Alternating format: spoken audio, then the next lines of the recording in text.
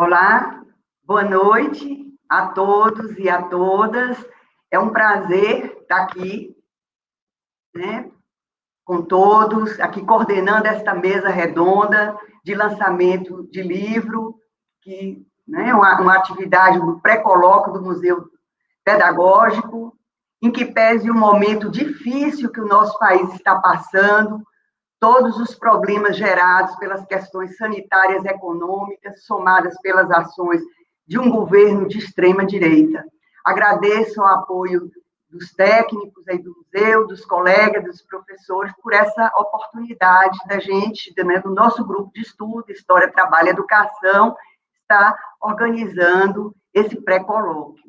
Para quem não conhece o museu, né, o Museu Pedagógico da UESB é um espaço de desenvolvimento de pesquisas, ensino e extensão, agrega grupos de estudos e pesquisas formado por professores e professoras da UESB, de outras instituições e técnicos, que tem como objetivo a produção coletiva do conhecimento à luz da história da educação e das ciências. A página aí do museu pode ser visitada no site da UESB. Lá podemos visualizar todas as atividades desenvolvidas pelos grupos. Peço aí a Tiziana que ela, né, possa indicar aí no chat o endereço certinho aí do site do museu. No final do primeiro semestre de 2022, o Museu Pedagógico, como foi anunciado inicialmente, né, na abertura aí do nosso pré-colóquio, realizará o 14º Colóquio Nacional e 7º Colóquio Internacional com o tema Ciência, Educação e Lutas de Classe, Desafios e Perspectivas de Resistência. O evento reúne pesquisadores nacionais e internacionais de diversas áreas do conhecimento para discutir sobre a perspectiva multidisciplinar as grandes questões políticas e sociais que têm impactado não apenas a reorganização dos estados e dos governos, mas a própria configuração do trabalho em geral e a produção do conhecimento científico em específico.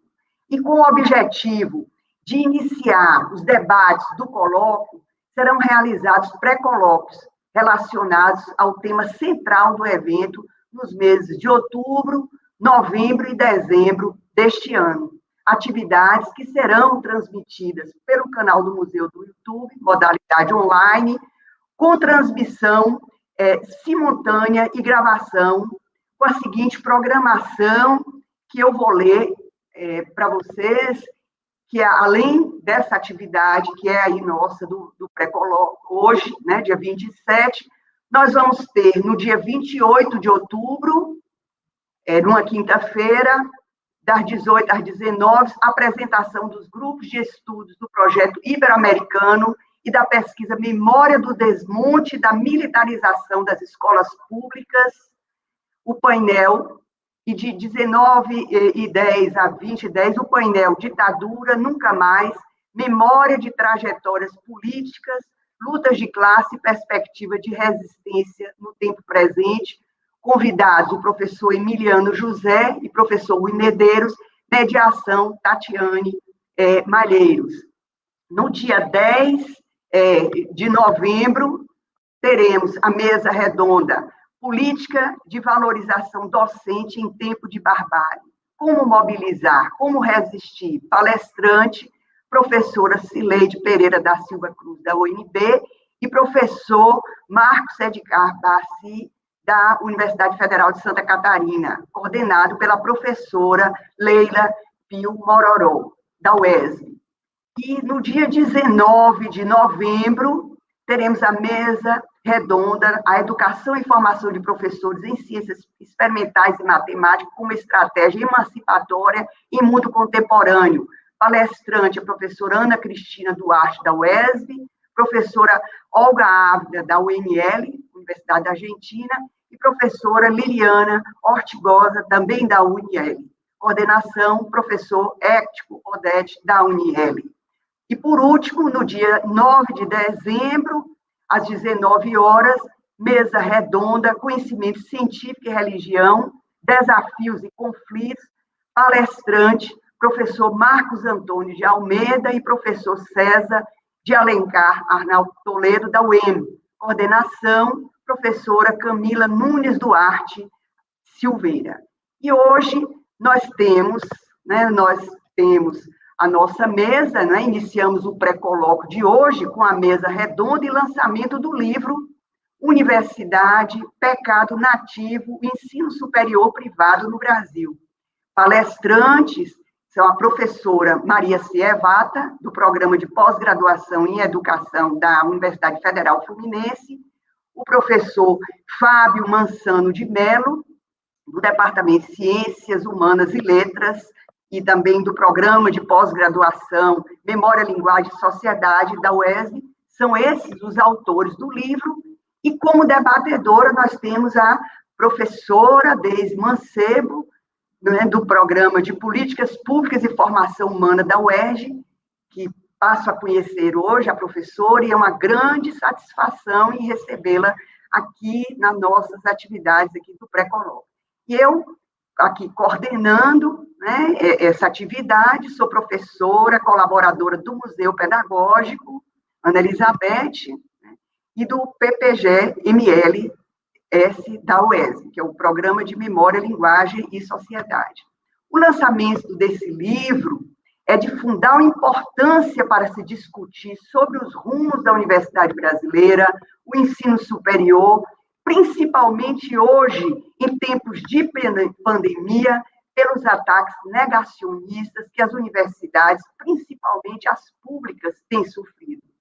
Na apresentação do livro, a professora Maria, e eu peço licença a ela para citar, ressalta qual é a verdadeira história da Universidade Pecado Nativo. Lembra que até hoje as universidades públicas, tardiamente implantadas no Brasil, estão sendo penalizadas pelo anti-intelectualismo, pelo negacionismo, pelo atraso estrutural do país de mais de 350 anos de escravidão, pelo racismo e a desigualdade em todos os campos da vida social. Está em curso um projeto de destruição das universidades públicas, corte de verbas, acusações de balbúrdia, de baixa produtividade, invasões autoritárias que recuperam os tempos da ditadura. A boiada da barbárie segue atropelando tudo, contraditoriamente, a história de resistência, de protestos e sonho por dias melhores. É o que a gente espera. Então, para dar assim, continuidade à nossa atividade de hoje, o nosso pré-colóquio, eu vou inicialmente apresentar os autores do livro e a professora Deise, a debatedora, e em seguida eu vou passar a palavra para os palestrantes. A professora Maria Cievata é licenciada em Filosofia e Letras pela PUC do Rio de Janeiro, tem mestrado em Educação pela Fundação Getúlio Vargas, em Rio de Janeiro, e doutorado em Educação pela Pontifícia Universidade Católica do Rio de Janeiro, pós-doutorado em Sociologia do Trabalho, no Colégio de México, na Universidade de Bolonha, Itália, e no Departamento de Filosofia da Universidade de Roma, Itália, professora titular em Trabalho e Educação pela Universidade Federal Fluminense, atualmente associada ao Programa de Pós-Graduação em Educação, mestrado e doutorado da Universidade Federal Fluminense, foi professora visitante na Faculdade de Serviço Social da Universidade do Estado do Rio de Janeiro, atua na área de pesquisa em Trabalho e Educação, coordenadora do Grupo Tese, projetos entregados de pesquisa em Trabalho, História, Educação e Saúde. É pesquisadora 1A pelo CNPq. Tem publicado artigos e livros com ênfase em epistemologia e ciências humanas e sociais aplicadas à educação, principalmente nos seguintes temas: história e historiografia da relação trabalho-educação, a fotografia como fonte de pesquisa, estudos comparados, ensino médio, educação profissional, técnica e tecnológica e formação integrada. O professor Fábio Mansano possui graduação em Ciências Sociais pela Universidade Estadual Paulista, Unesp, mestrado em Ciências Sociais pela Universidade Estadual de Londrina e doutorado em Memória pela UESB. Professor efetivo da UESB, tem experiência na área de Sociologia, com ênfase em Teoria Sociológica e Sociologia do Trabalho.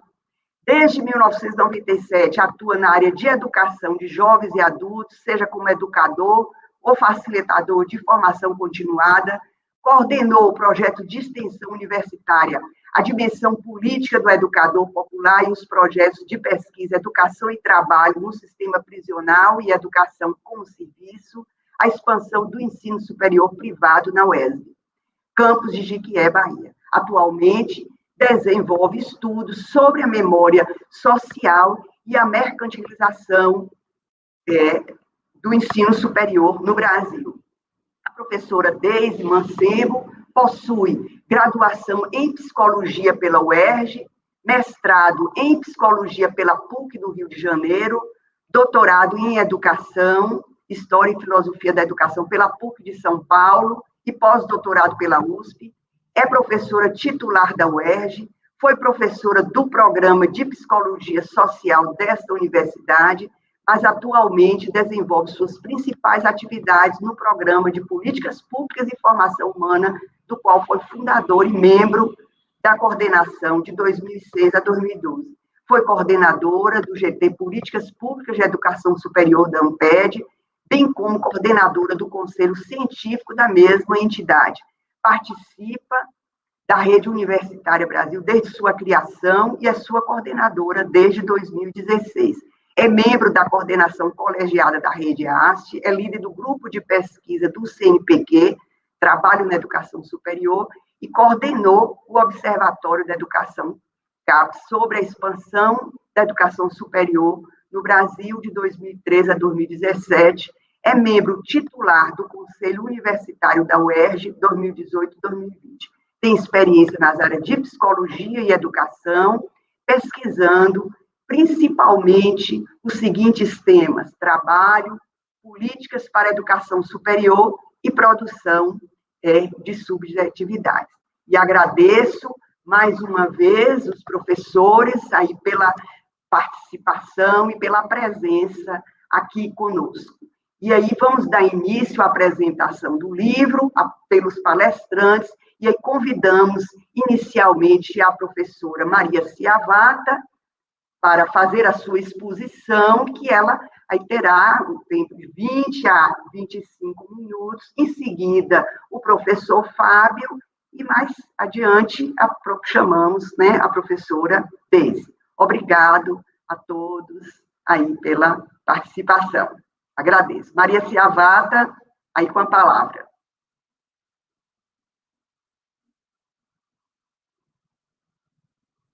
Ó, o som. Está sem som. Aí.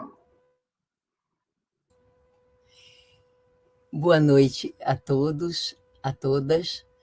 Particularmente, eu quero agradecer esta oportunidade à Ana Elizabeth, que coordena este evento, ao colega Fábio, deste livro, companheiro deste livro, à professora Deise, que aceitou vir aqui discutir as ideias sobre a universidade que nós trazemos nesse livro, e estas parcerias em vários momentos com o Museu Pedagógico, com o ESB, que é alguma coisa que me dá muito prazer pela qualidade do trabalho que vocês realizam.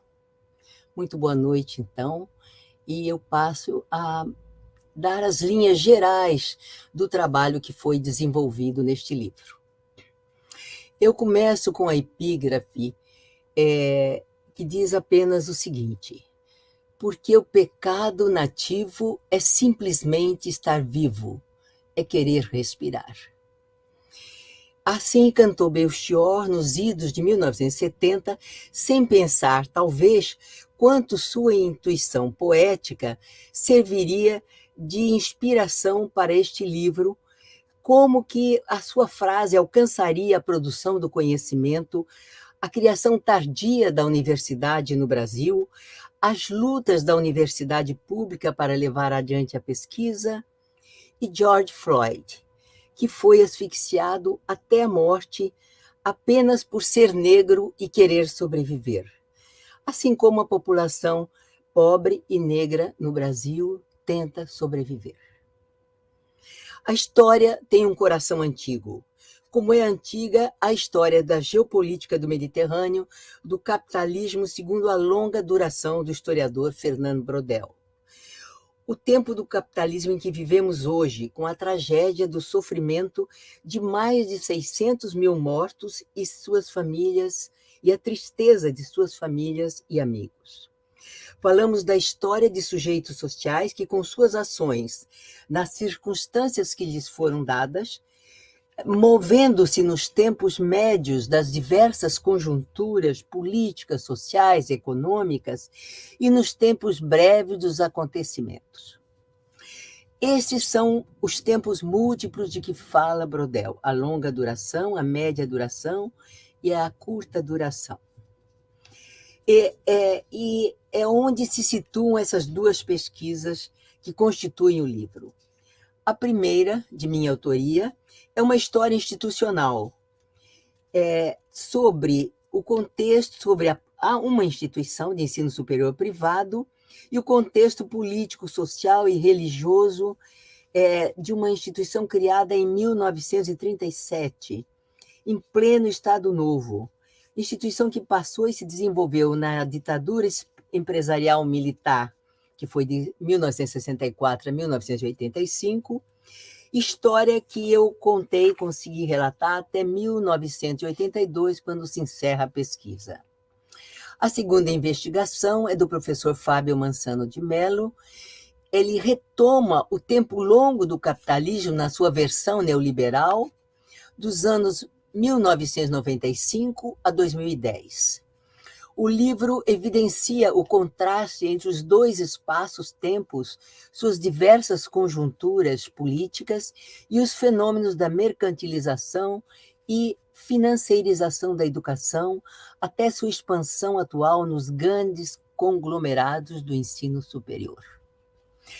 Ambas as pesquisas podem ser compreendidas na totalidade social de que fazem parte, quanto compreendidas também em seus aspectos particulares, tais como a transformação das práticas educativas humanistas do início da fundação daquela faculdade e os processos mercantilizados da média e da curta duração, suas mediações, suas contradições em relação com o Estado e com a sociedade brasileira.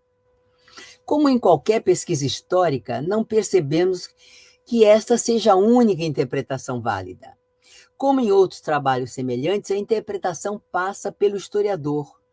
Num ponto, entretanto, não pode haver divergências.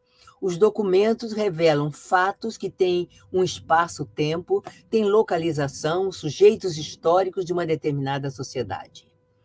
Mas como essas informações se articulam para tornar compreensível o conjunto dos acontecimentos, isto passa por um modelo de interpretação, passa pela concepção de mundo e a visão histórica do historiador, ou a visão teórica, melhor dizendo.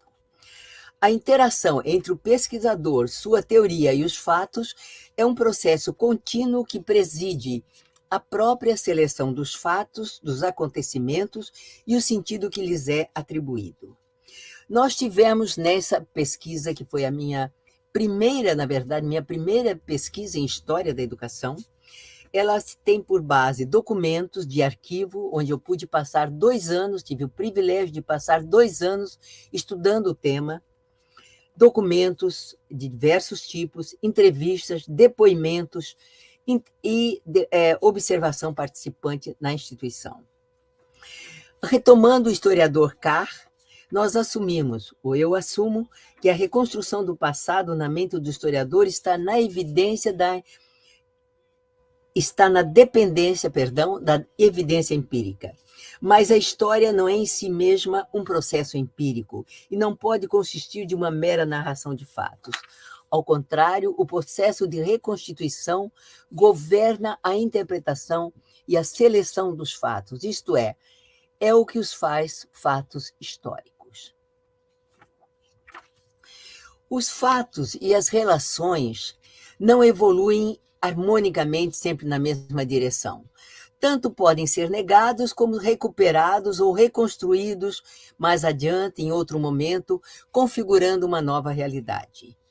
As contradições de ideias e objetivos das situações econômicas e financeiras mais amplas, das instâncias internas e externas ao poder, são aspectos múltiplos da realidade que estão presentes nesse trabalho e que fazem com que essa realidade não permaneça estática e imutável, antes ela se transforme e se recrie como uma estrutura de poder sempre renovada.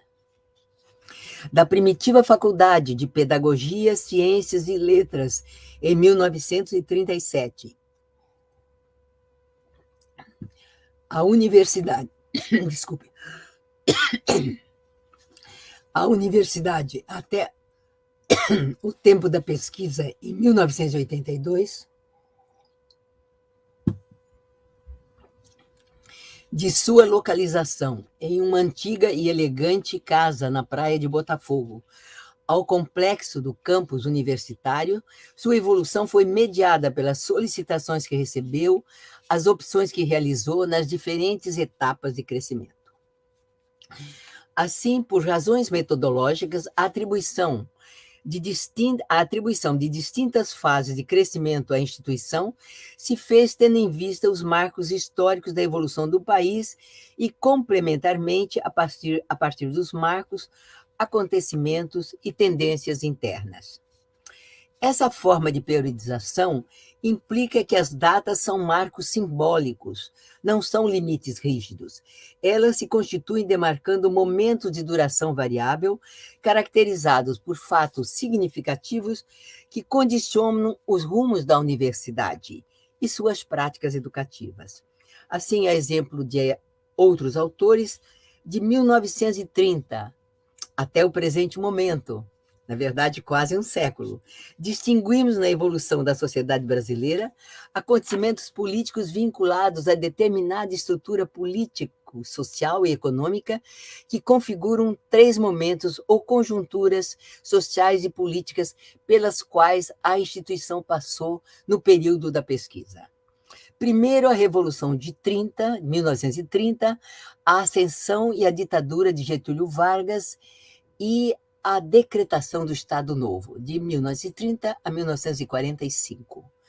Depois, a ditadura, num segundo momento, a volta ao Estado de Direito e a política de desenvolvimento industrial, de 1946 a 1964.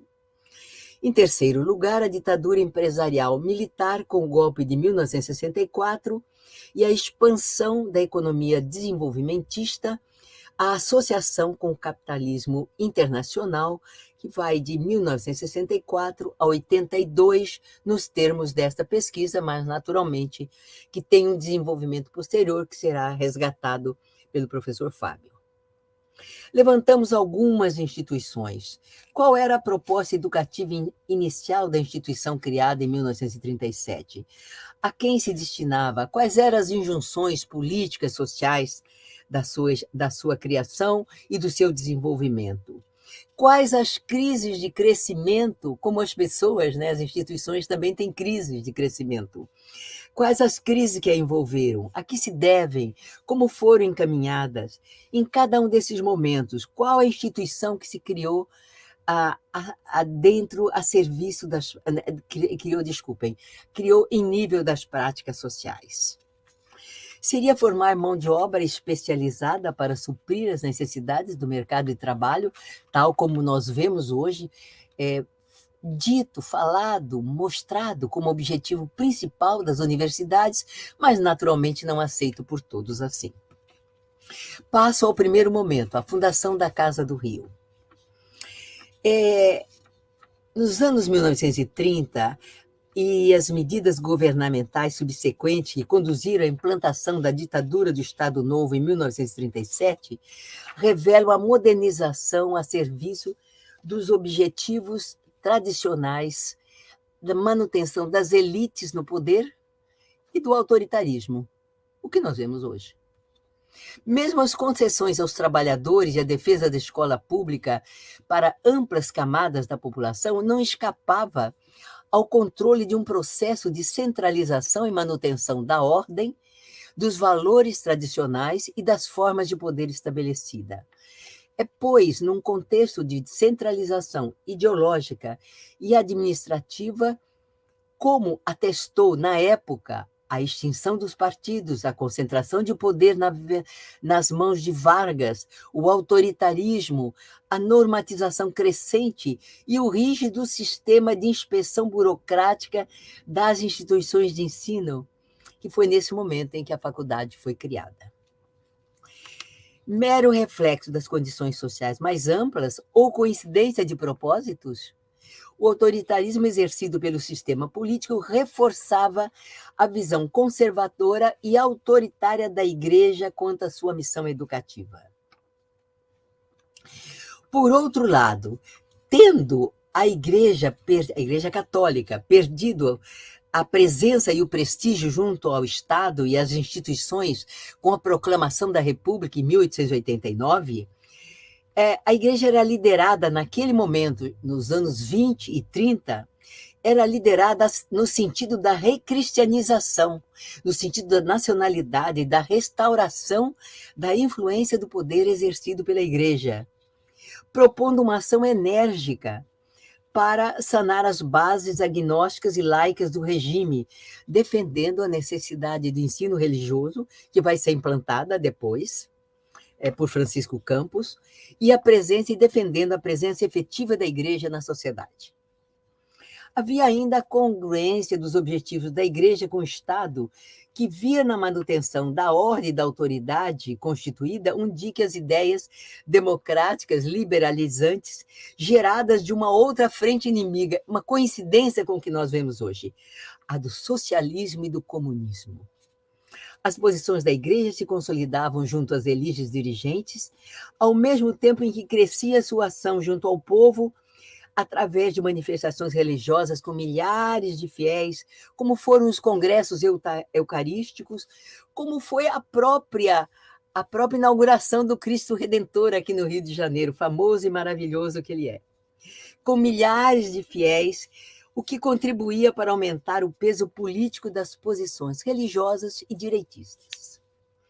A importância da educação das elites era outra ideia que penetrava amplamente os dirigentes católicos. Era necessário formar elites capazes de levar adiante uma ação recristianizadora, no sentido de uma recristianizadora de uma civilização ameaçada pela perda dos autênticos valores cristãos, substituídos pelos ideais burgueses, pelas ideologias liberais e socialistas. Mas não apenas a Igreja dava importância à educação das elites. O tema da formação das elites também era objeto de discussão da geração de intelectuais dos anos 30, preocupados em ordenar o mundo no plano das ideias e agir sobre a política, elaborando um projeto nacional, definindo seu papel no processo político. A educação caberia melhorar os governantes e governados, instruindo-os a se tornarem verdadeiros cidadãos, capazes de exercer o voto consciente, de escolher os mais aptos e manter a democracia. É isto que nós encontramos em Fernando Azevedo, que é um historiador da época, um educador da época, bastante conhecido e que defendia a formação escolar das classes médias e das classes dirigentes. E ele denunciava também o caráter utilitário do ensino secundário quanto do ensino superior, um preparatório ao outro, que se constituía apenas de cursos profissionais. Defendia uma sólida cultura geral e disciplina intelectual por meio de um conteúdo desinteressado, que abrisse a mente do aluno às criações superiores do espírito. Mas, num mundo perturbado pelo espírito moderno, pela emancipação da mulher, que também estava ocorrendo. É preciso lembrar que os anos 20 são marcados pela conquista do voto feminino, por uma certa emancipação da mulher. E também pelas revoluções sociais que vieram da década anterior e também do século anterior. A criação de uma instituição instituição católica de nível superior, como é o caso desta faculdade, a Faculdade Santa Úrsula, é uma instituição para formar professoras para o ensino secundário, teria, antes de tudo, a função de preparar futuras esposas, mães e educadoras para colaborar na obra da igreja. É coerente pensar que a elite dirigente, cuja formação era objeto de preocupação do Estado e da igreja, era masculina. Aos homens, naturalmente, destinavam-se os cargos políticos, as funções de mando, a responsabilidade social. Às mulheres cabia a função de auxiliar como complemento do homem. Se as universidades recebessem mulheres, cabia à igreja formar catolicamente essas moças como futuras esposas dos líderes católicos. Bom, não obstante algumas motivações dessa iniciativa, com ênfase dada à formação das elites, essas formulações terem sido reformuladas mais tarde pela própria igreja, a criação da faculdade representou uma atitude pioneira. Numa época em que a mulher ainda sofria enormes restrições sociais, segundo as entrevistas, que eu não estou detalhando aqui, as moças chegavam acompanhadas pelos pais ou pelos irmãos, nunca pelos namorados, naturalmente. Mas, enfim, a mulher ainda sofria muitas restrições sociais e a faculdade propiciou-lhes oportunidade de melhorar a educação e preparo profissional. Coube às faculdades de filosofia o papel de fornecer cultura geral e profissionalização de ensino superior aos homens, mas também às mulheres. Passa ao segundo momento, que é a faculdade em crescimento. Nos anos após a Segunda Grande Guerra Mundial, após a queda de Getúlio, né, então eu vou falar de 1946 a 64, já se delineavam para a faculdade alguns problemas, e esses problemas vão crescer. Note-se que o final dos anos 40 coincide com a aceleração do aumento do custo de vida e, nos anos seguintes, com a relativa liberalização do regime político. É a época em que o ministro da Guerra de Getúlio se torna presidente eleito da República e o Getúlio, então, continua a fazer política. Por outro lado, as reivindicações trabalhistas nessa época ganhavam força, porque havia sido regulamentada por Getúlio a duração da jornada de trabalho, instituía-se o salário mínimo em 1940, e foi assim, num quadro de múltiplas transformações econômico-políticos sociais, que a faculdade tentava realizar seus ideais de uma instituição católica e seus objetivos de expansão para instalações mais adequadas. Bom, a face mais visível da instituição era a educação das jovens alunas, a preocupação de hábitos de trabalho, de uma moralidade reconhecida e de competência no saber reconhecido. Por outro lado, a cultura só teria sentido se estivesse acompanhada da espiritualidade cristã, que daria sentido a todo e qualquer trabalho. Mas esta época é a época do Concílio do Vaticano II e também do início dos movimentos sociais. E essas ideias se faziam sentir nos últimos anos da década de 50, começo de 60, e que desencadeariam uma nova forma de atuação estudantil entre as alunas. A época dos grandes congressos da UNE, os congressos que é bom que os estudantes, se por acaso aqui estejam presentes e os professores se lembrem, mas que os estudantes saibam dessa história de lutas dos estudantes. A faculdade se transformava com essas influências externas e também em relação à posição da mulher. Havia uma expectativa de vida que ultrapassava aqueles papéis limitados apenas de esposa, de rainha do lar. Era um alargamento da missão da mulher no mundo exterior, no trabalho, na sociedade, na política. Mas, dentro da instituição, a vida universitária se restringia às atividades acadêmicas, religiosas, filantrópicas. As atividades políticas não eram vistas com bons olhos, para dizer a verdade. Mas é isso que os estudos mostram. Mas a faculdade, ela reflete, de alguma maneira, no seu interior, naquilo que os alunos organizavam, existia um diretório acadêmico, a participação política no movimento estudantil, que era um movimento que unia cristãos e não cristãos, marxistas e católicos, principalmente, naquele momento. Era uma atitude que refletia a igreja pós-conciliar. Mas, naturalmente, dentro da faculdade, os teóricos como Anísio Teixeira, Florestan Fernandes, Darcy Ribeiro, Álvaro Vieira Pinto, que defendiam a escola pública e a universidade como espaço de atuação social, não eram estudados nem bem vistos. E aí eu passo, meu tempo está bastante adiantado, eu passo ao último momento, eu vou ser um pouco mais breve nesse último momento, porque depois ele vai culminar naquilo que o professor Fábio vai apresentar. Enfim, todo esse elan, essa euforia social que estava vigente no período de Juscelino Kubitschek, no final dos anos 50, e depois, quando o Juscelino sai, no começo dos anos 60, que são um pouco mais tumultuado, com a chegada do Jânio Quadros ao poder, mas tudo isso tem uma ruptura do processo democrático com o golpe e instala-se a ditadura militar em 1964, com consequências políticas, sociais e econômicas que influenciaram os anos seguintes. No novo modelo de governo, partia-se do princípio que os interesses dos trabalhadores e dos empresários são, por definição, interesses congruentes e harmônicos. Não necessariamente nós pensamos, mas era o que se defendia, como se defende hoje.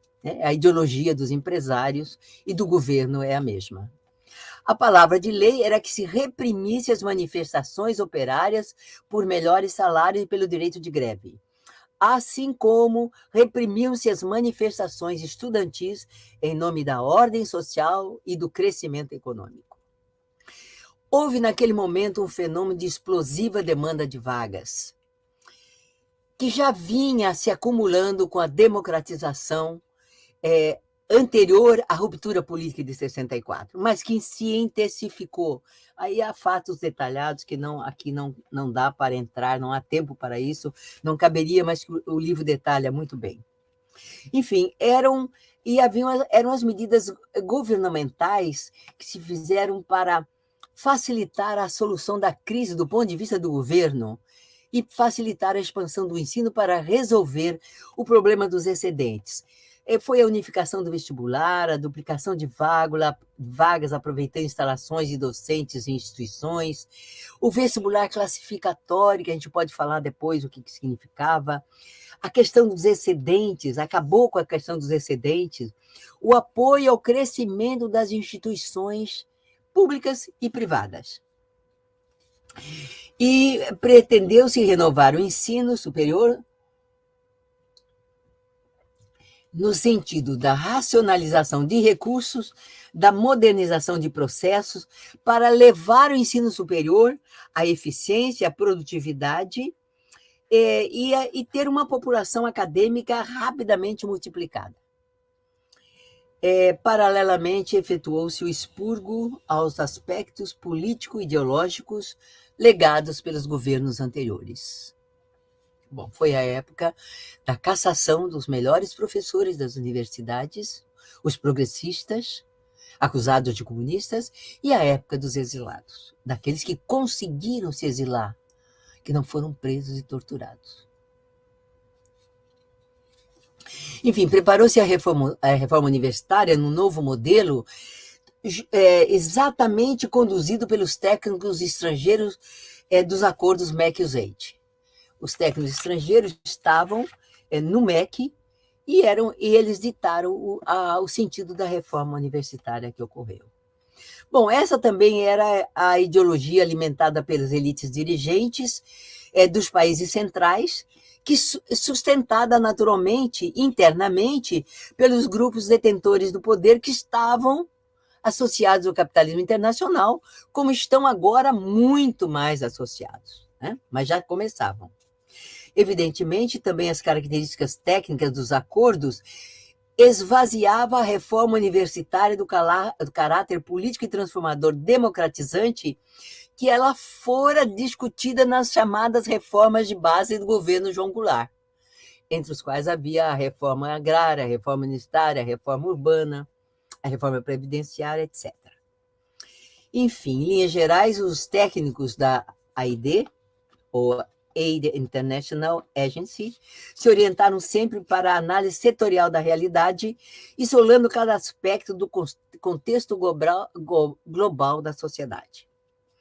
E a transformação da Universidade a transformação da faculdade se concretizou em universidade em 1975, idealizada gradativamente no início de 70, através de medidas jurídicas, administrativas, aumento progressivo das unidades de ensino e do número de alunos.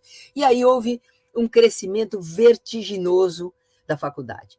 Eu dou dados no livro detalhados, com algumas tabelas, mas aqui eu cito apenas que o número de matrículas que chegaram a 17%,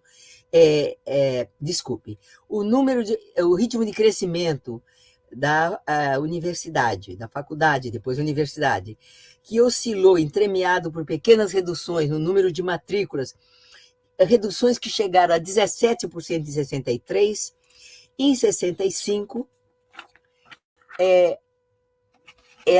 a faculdade aceitou matrículas do sexo masculino.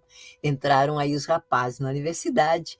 Em 67, houve um processo de expansão enorme da faculdade, 37% em relação ao ensino superior.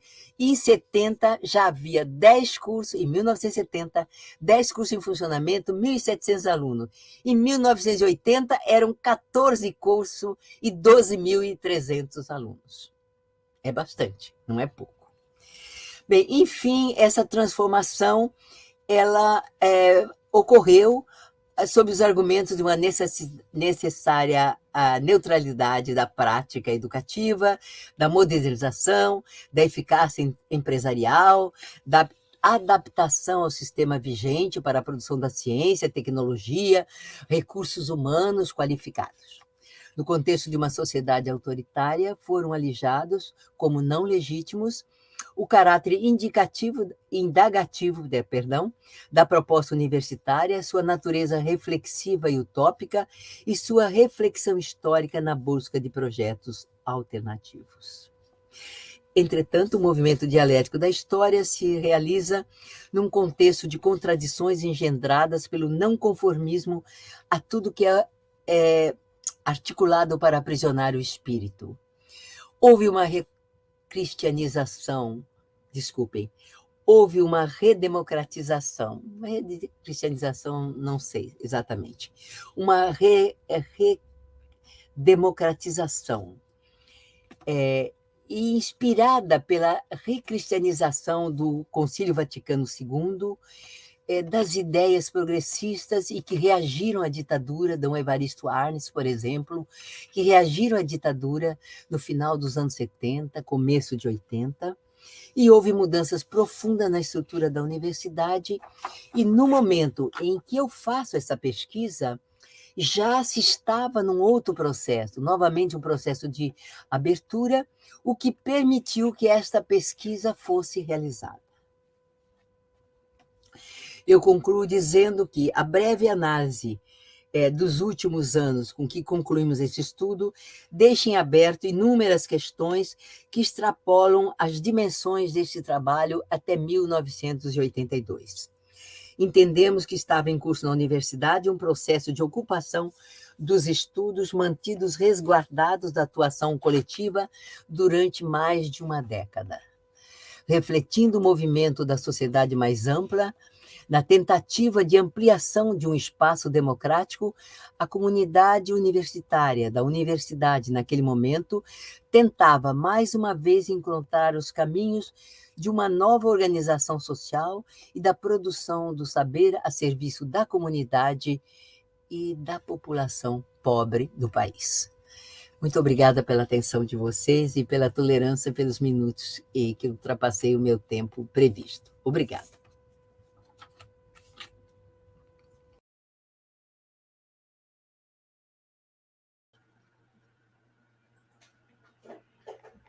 Boa noite a todos e todas. Quero saudar as professoras Ana Elizabeth, através da qual eu saúdo todos os membros do Museu Pedagógico, do Programa de Pós-Graduação em Memória, Linguagem e Sociedade, toda a comunidade da UESB.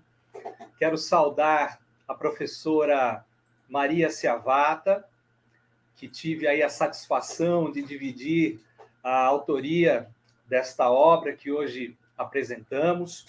Saudar de forma especial também a professora Deise Mancebo, a qual eu agradeço pela disponibilidade de estar debatendo conosco a questão do ensino superior, não é? Sobretudo o ensino superior privado no Brasil.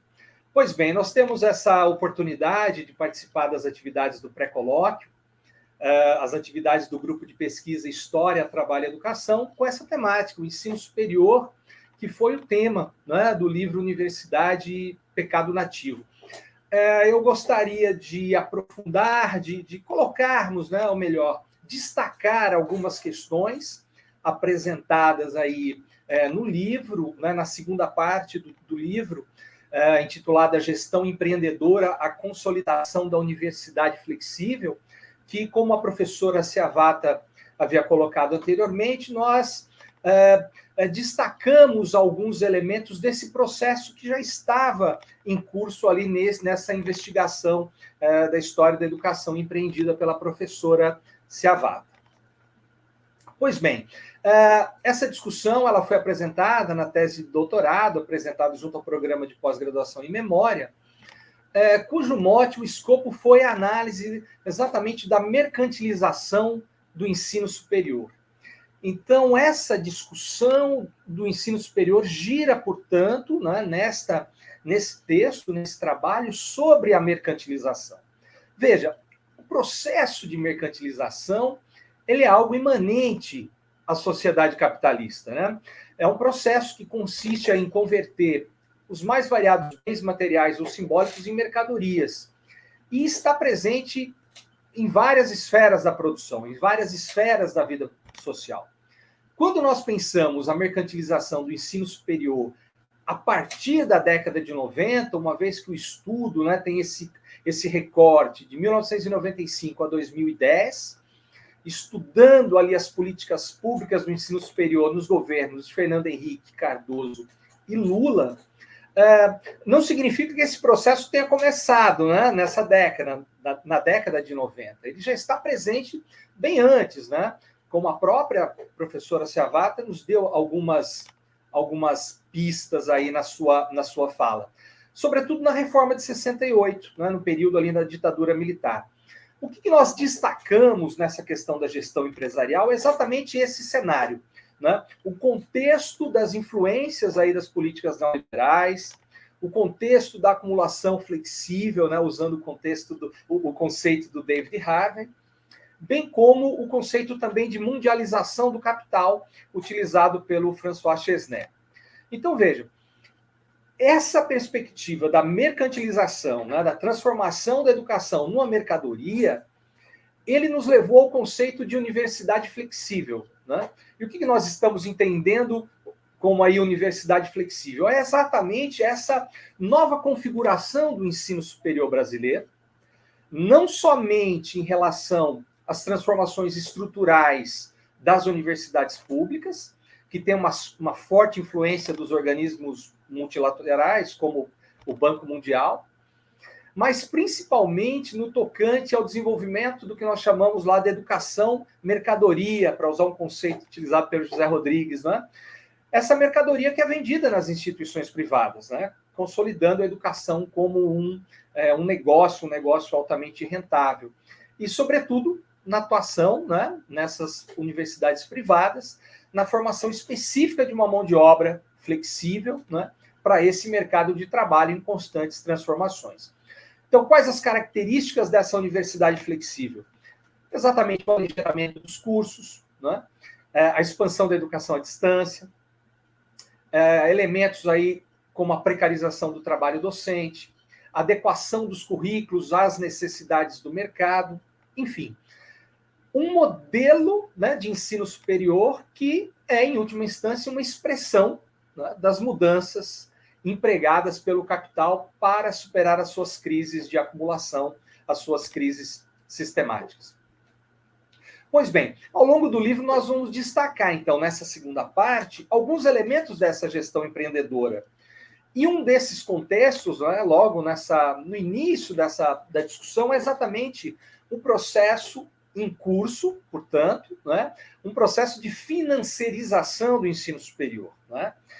Porque essa mercantilização ela ganha, né, um novo contorno à medida que o capital financeiro ele potencializa a formação dos oligopólios, né? Ou seja, quando nós verificamos as fusões de grandes empresas, né, que passam a investir, inclusive, né, a partir de 2007, as suas ações na Bolsa de Valores. Então, as empresas de educação que começam a investir na Bolsa de Valores. Então, essa nova configuração do ensino superior, né, que acaba revelando aí uma ideologia do valor, uma ideologia do marketing, né, dos princípios neoliberais, como flexibilidade, racionalidade, produtividade, competitividade. Vejam que o jargão, os conceitos usados aí na gerência científica, né, na questão da administração de empresas, eles são, todos eles transpostos aí à educação superior, transformando, é claro, em um negócio altamente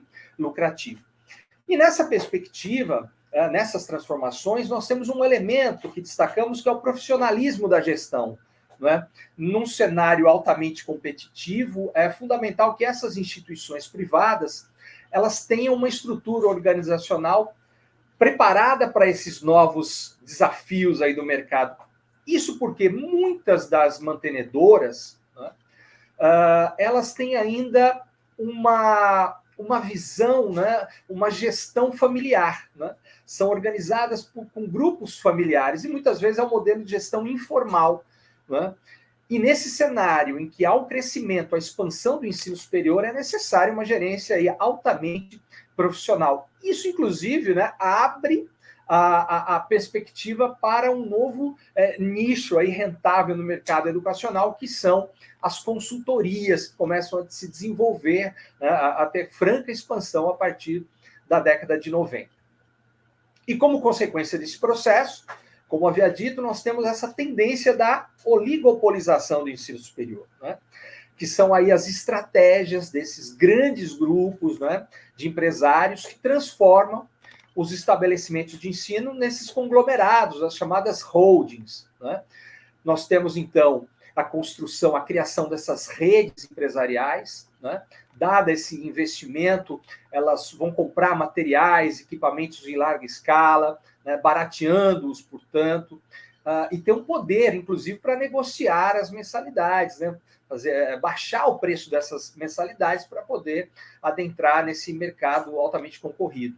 E no curto prazo, as pequenas empresas elas vão sucumbindo, né? Porque esses holdings eles acabam abarcando essas empresas, essas faculdades menores. E uma parte, nessa primeira parte do livro, a gente demonstra, né? Nós temos os gráficos aí dessas grandes fusões no mercado educacional e no ensino superior. Então, veja, nós já temos aí nessa ótica empresarial, portanto, os termos inovação, né, concorrência, gerenciamento, né, uma postura empreendedora, né, até uma discussão sobre o docente empreendedor, né, que é exatamente esse ajuste desses conceitos da administração, essas demandas educacionais. É claro que, em última instância, essa racionalidade do capital que invade o ensino superior, ela quer transformar exatamente uma mercadoria apta aí a entrar no mercado, que tenha custo e possa concorrer de forma a garantir uma fatia generosa desse mercado. E se não bastasse, portanto, se nós tivermos esse primeiro momento de uma financiarização, dessa construção dos oligopólios, nós temos também uns impactos no trabalho docente. E é claro que nós aí pensamos não no aspecto exclusivamente aí empírico de uma determinada faculdade, mas pensamos essas categorias presentes na dialética materialista, exatamente a questão da totalidade, inserimos a discussão dessa expansão do ensino superior à luz da totalidade, à luz das contradições que são engendradas nesse processo. E vejam, nós temos, portanto, essa racionalização do trabalho docente, né, que na prática essa carga horária do professor está cada vez mais voltada às atividades de ensino, né? Essas atividades estão se tornando cada vez mais intensificadas e, consequentemente, rotineiras. Então, nós temos o ensino em detrimento da pesquisa e da extensão, que formam aí o tripé da universidade. Eu havia dito a questão do valor das mensalidades, a concorrência é muito alta, então as instituições procuram aí aliar não só uma política de preços médios, mas também com uma adesão ao financiamento estatal. Vide aí o FIES, né, o ProUni, ou seja, como as empresas elas se aliam ou buscam o apoio, né, no aparelho de Estado, nas políticas públicas, para garantir o seu desenvolvimento, ou que nós poderíamos chamar da sua saúde financeira, além de elementos como a própria educação à distância, por meio aí do incremento técnico e a divisão do trabalho. Nós temos uma estrutura física bem mais limitada aí do que a modalidade presencial, e as empresas conseguem atingir, né, atender uma maior quantidade de clientes espalhados nos mais variados rincões aí do nosso país. Então, veja, por trás desse jargão modernizador, né, do empreendedorismo e de sua influência no trabalho dos professores, nós temos essa tendência de geração, de redução de custos e ampliação dos lucros dessas instituições. E quando analisamos, né, a revista Estudos, que é a revista da mantenedora, né, das instituições privadas, instituições de ensino superior privadas no Brasil, nós vimos alguns desses conceitos, como a nova postura do professor, né, esse professor que veste a camisa do aluno, né, é uma exigência dessa gerência empresarial, que muitas vezes, né, na sua totalidade, aí ela obscurece as reais condições de trabalho desses profissionais que passam a ter mais atribuições, né? Vejam, elas incorporam esse modelo organizacional, nós chamamos aí de flexível. O professor tem, portanto, a sua atividade cada vez mais precarizada, com as relações de trabalho cada vez mais fragmentadas, né, contratos de trabalhos temporários, contratos informais, aliados muitas vezes a uma política salarial cada vez mais achatada, como havia dito, poucas instituições privadas que têm uma política de pesquisa e pesquisa de ponta, né? Então, o docente, vejam, né, aí uma perspectiva das contradições que emergem desse processo. O docente ele é pressionado, né, não só pela sociedade, que está clamando aí pela sua formação e inserção no mercado, mas também no local de trabalho, onde se exige aí uma produtividade máxima e essa adaptação às condições de trabalho. E sem contarmos, né, nós não avançamos nessa perspectiva, mas são questões que trazemos para pensarmos 2021, os tempos em que vivemos, a questão do próprio adoecimento do professor, né, e se refletirmos ainda sobre a questão do ensino remoto, né, em tempos aí de pandemia. Pois bem, então essa instabilidade no emprego, né, as cobranças feitas pelas instituições acabam por pressionar, né, esse professor que ministra a aula presencialmente, mas prepara e corrige atividades fora do espaço escolar. Por conta desse achatamento salarial, ele atua em várias unidades, em várias faculdades. Toda essa questão da organização, do controle através do cronograma que ele elabora para todas essas instituições, alimenta, né, tem um sobretrabalho, ele alimenta e mantém também atualizada uma caderneta eletrônica, participa de atividades, de reuniões frequentes, né, com coordenação, atividades que, na maioria das vezes, não são remuneradas, participam de atividades, de eventos externos da instituição, muitas vezes na condição, efetivamente, aí, entre aspas, né, de colaborador, né? ele vê-se impelido a participar de cursos de capacitação externa e interna para compor o seu currículo, né, deixá-lo aí atualizado. Muitas vezes atua como garoto propaganda das instituições, no sentido de captação de alunos, participa das comissões internas que recebem as comitivas do MEC para abertura, reconhecimento e recredenciamento dos cursos. Enfim, uma série de atividades, muitas vezes não remuneradas, com um número excessivo de alunos, com várias disciplinas, sem contar, né, com esse fantasma que assola o trabalho docente, que é o produtivismo acadêmico. Então, vejam, esses elementos nós podemos associar e fazemos essa discussão, essa aproximação no livro com exatamente o papel do Estado nesse processo, né? Se discutimos essa gestão empreendedora, nessa consolidação da universidade flexível a partir da década de 90, bem diferente daquela ideologia do Estado mínimo, nós temos o quê? Uma consolidação de um Estado forte o suficiente, né, para reduzir os investimentos em políticas sociais, seguindo as orientações aí do capitalismo internacional, fortalecendo o seu papel de agente do mercado e se articulando a essa totalidade.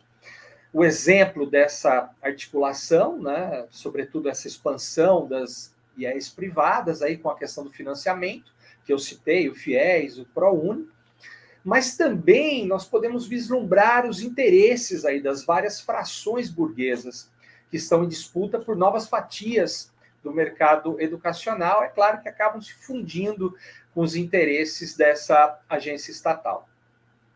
E na década de 90, nós temos um elemento sintomático para pensarmos essas transformações, né, ou esse pano de fundo para compreendermos estas especificidades da mercantilização, que é exatamente a promulgação da LDB, em 1996, que foi aí promulgada à luz das recomendações do Banco Mundial, né, presentes, sobretudo, aí no documento Ensino Superior, as lições derivadas da experiência.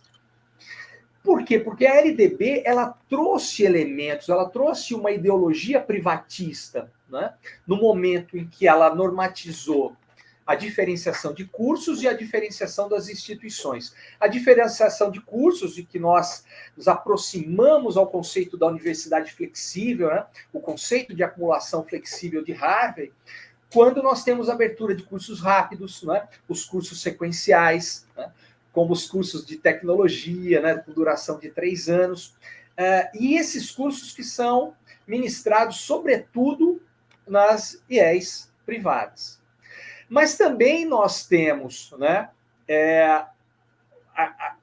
no que toca à questão da diferenciação institucional, a criação desta instituição, que são os centros universitários. Né? O que são os centros universitários? São as instituições privadas que privilegiam basicamente o ensino em detrimento da pesquisa, e não só limitam aí a formação acadêmica, mas acabam por potencializar a precarização do trabalho docente. E essa discussão, né, penso que nos traz também um outro conceito, um outro elemento que permite pensarmos essas transformações à luz da mercantilização, que é a maneira, a forma como nós vemos o conceito de democratização aparecendo no debate do ensino superior a partir da década de 90. Por quê? Esse conceito aparece tanto lá nas determinações do Banco Mundial, também como nas políticas públicas. Né? O caráter ideológico, portanto, dessa democratização aparece no momento em que as universidades públicas aparecem como elitistas, né? Que atendem a uma pequena parcela da população e que é necessária uma reforma para ampliar as vagas do ensino superior. Mas o que constatamos nesses documentos e nessas análises é que exatamente esse conceito, ele foi utilizado, esse mote da democratização foi utilizado para justificar, né, quando não legitimar essa expansão desenfreada do setor, né, um momento em que o Estado ele deixa de aprimorar, investir no ensino superior público, que de certa forma ele está estruturado, e passa a financiar o ensino superior privado repleto aí de carências e dificuldades, atendendo muito mais uma demanda, né, da reprodução capitalista. Então, veja, esse processo, né, essa análise é um processo, portanto, né, se nós verificamos a partir da década de 90, nós temos um processo privatista que continua aí pleno vapor, com toda a força, né, com o desmonte da esfera pública, a franca expansão da esfera privada, e quando analisamos as memórias desses documentos, nós refletimos não só o que está posto nessa discussão da expansão do ensino superior privado, mas também o que está sendo mascarado, os silenciamentos desse processo. Né? Como se dá a formação desse estudante, a perspectiva do acesso à classe trabalhadora, a um ensino de qualidade que possa realmente fazer a construção aí no sentido do esclarecimento, de um senso crítico para transformar e interagir na realidade objetiva, ou quando não, pensarmos essa expansão como uma fábrica de diplomas. Então, são questões candentes, questões que estão colocadas, né? Penso que, portanto, atuais, e quando analisamos aí a universidade, né, o pecado nativo, como a professora Ciavata havia dito, citando Belchior, né, onde o pecado nativo é simplesmente estar vivo, é querer respirar. Nesse cenário da expansão do ensino superior, como estão as universidades públicas lutando aí nessa contramão dessas políticas estatais, no sentido de garantir não só um ensino, a perspectiva do ensino, da pesquisa e da extensão, mas também na construção, não é, de um debate, na construção da ciência, não é, contra o obscurantismo, contra o negacionismo, efetivamente no debate, na construção de uma sociedade justa e igualitária. Enfim, o debate está posto e nós temos aí essa missão árdua de refletirmos os desdobramentos desse processo. Nesse primeiro momento, me dou por satisfeito e fico por aqui.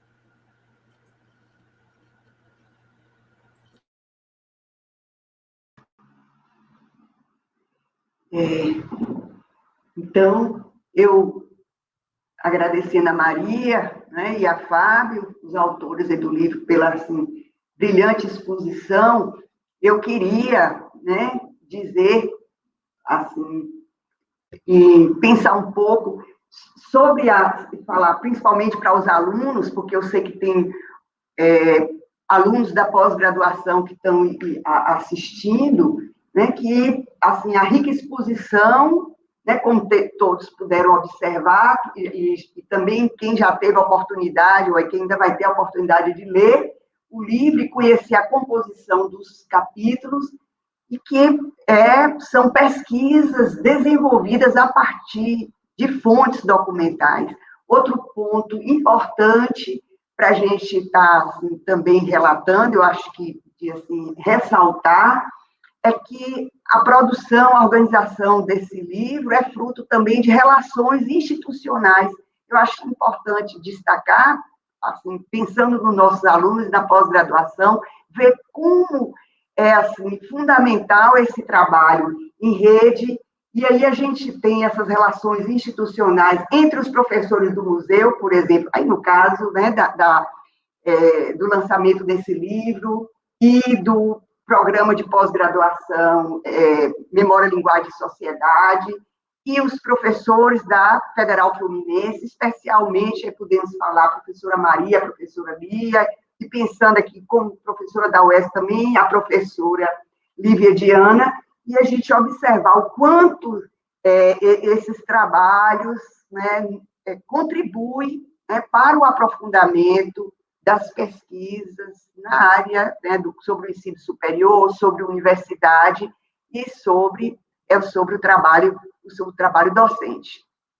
E aí passamos a palavra para a professora Denise.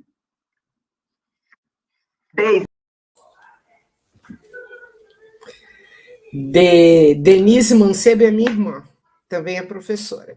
Eu sou a Deise Mancebo, da UERJ, e gostaria de agradecer muito a esse convite, a Ciavata, ao Fábio, agradecer ainda a todos e todas os presentes, boa noite para todos, do Museu Pedagógico e também colegas e estudantes da UESB.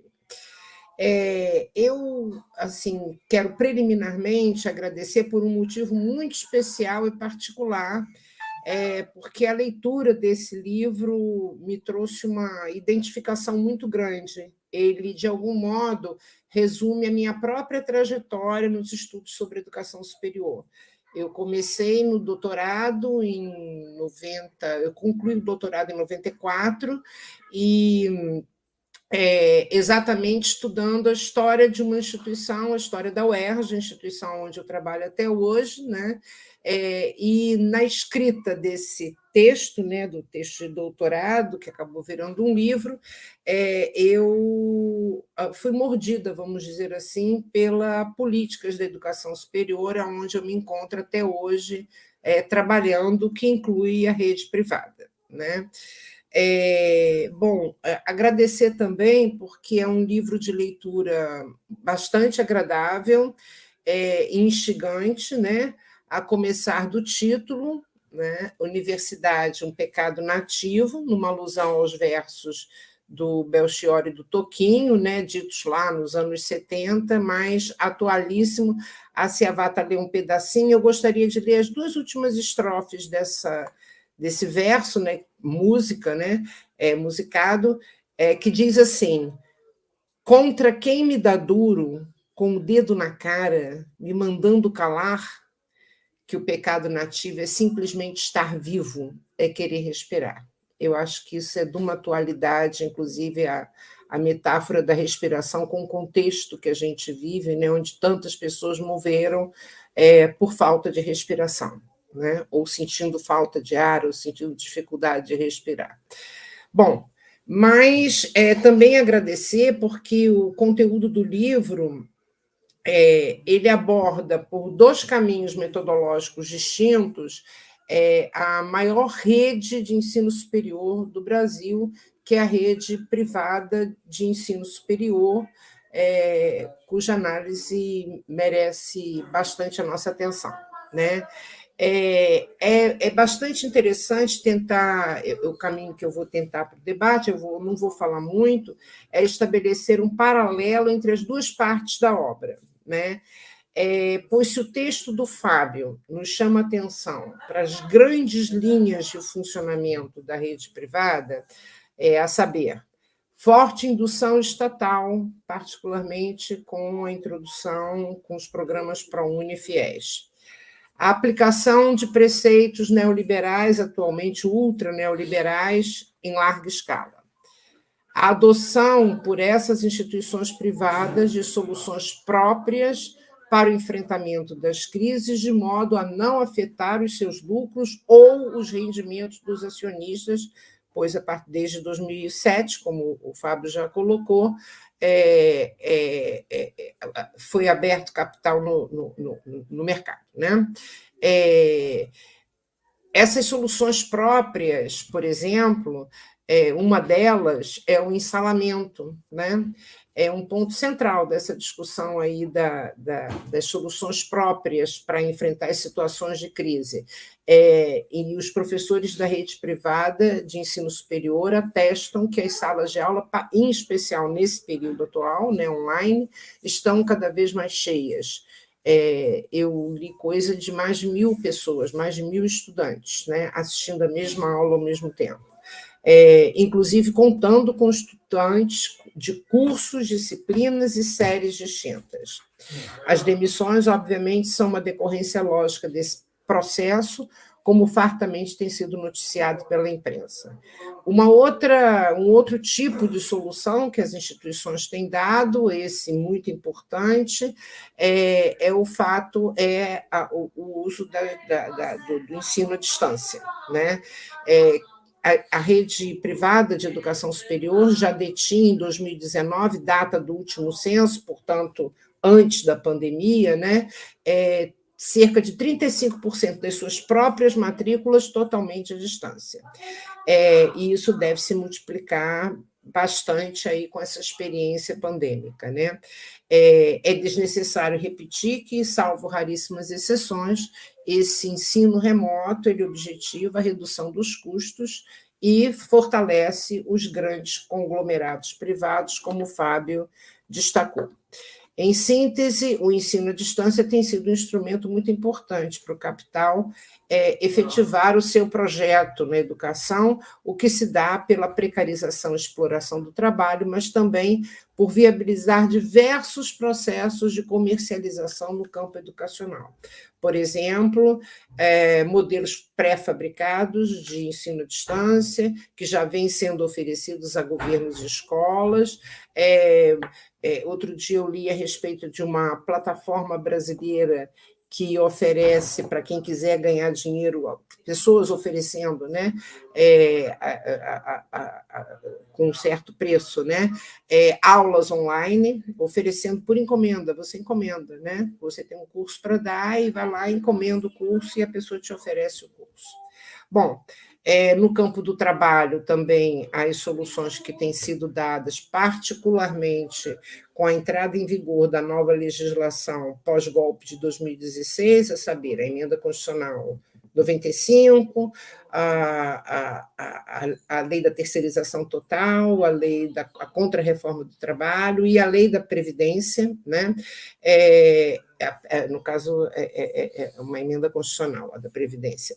Esse quadro, no campo do trabalho, né, a questão da exploração do trabalho, da intensificação do trabalho, da extensão do trabalho, não é só intensificado, ele é estendido no tempo também. Esse quadro se aprofunda e a gente tem como um dos resultados demissões em massa, né, que têm sido aí amplamente denunciadas na imprensa.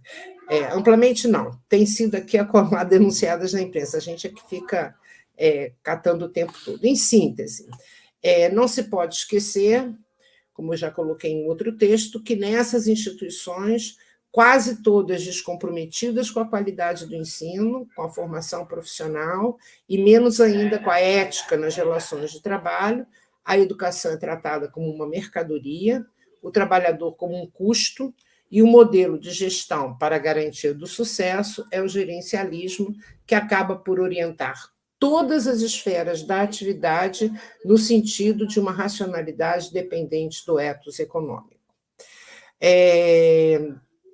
Bom, por fim, tudo isso junto, né, desde o incentivo estatal, chegando aos desdobramentos próprios, né, que as próprias instituições tomaram, tudo isso junto explica a continuidade da expansão desse setor privado da educação superior, pelo menos até 2019, que é a data do último censo, quando ele detinha aproximadamente 76% das matrículas dos cursos de graduação presenciais e à distância no Brasil. Então, por isso que eu começo falando que é a maior rede, mas é a maior rede disparada, 76% das matrículas estão neste setor.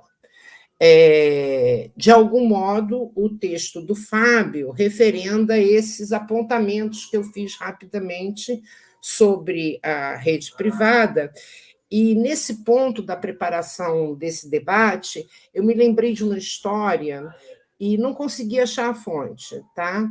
A minha situação quase septuagenária, né, está me dando essa qualidade de lembrar dos grandes raciocínios, mas esquecer dos detalhes. Então, eu esqueci onde eu li isso. Mas é uma metáfora interessante, de um sujeito perdido, que se perdeu, enfim, teve um acidente e tal, ficou perdido numa floresta. E aí ele vê uma montanha, sobe na montanha e lá de cima ele tem uma visão bastante clara de para onde ele tem que se dirigir para encontrar um rio, pelo menos não morrer de sede. E aí ele identifica claramente que ele tem que ir para a esquerda, né? Sempre à esquerda, né? Então, que ele tem que ir para a esquerda e que ele encontrará um rio e, seguindo o curso desse rio, ele poderia se salvar, né?